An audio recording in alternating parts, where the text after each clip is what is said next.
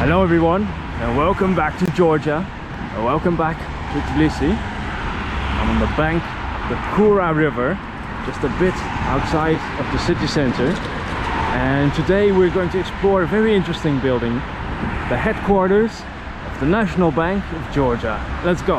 This building right here is the National Bank of Georgia, headquarters of it, and it's both visually and conceptually very interesting.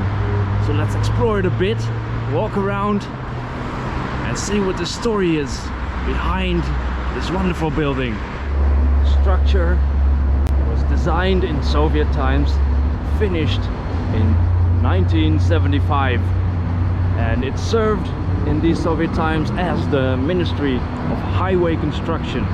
Later, when the Soviet Union fell, it was repurposed as the National Bank of the country of Georgia. On the outside, they fly the Georgian flag, the European one, and for some reason, also the British one. If everyone knows why you would fly a British flag here, let me know. The structure is visually very interesting. It consists of a series of bridges that continue into cantilevered structures on the outside. And this gives the structure a lot of depth. You can see right through it, and you can also see the green below come through. And this was the idea behind the design, to have the nature flow through the building.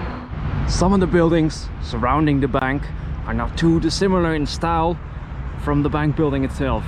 Perhaps the architects had in mind an entire neighborhood consisting of concrete cantilevers and bridges. Imagine that. The building can be seen from afar on many of the bigger roads here in Tbilisi, and that's very fitting for the Ministry of Highway Construction, isn't it? The bank building has been modernized and repurposed into one of the country's main government offices, but this area that lies right next to it is not in use and it's going in complete disrepair. Now look at this metal thing, what's that? Let's have a closer look. Perhaps it could have been a gas station or a service station at some point. Anyways, if it was a very futuristic space age, an alien looking one, like two flying saucers suspended above the place where your Lada could get a new tank of gasoline or a new tire perhaps. From here down below you can see that all of the structure is only suspended on a few quite narrow pillars with not much ground clearance, and this gives a lot of space to the nature below.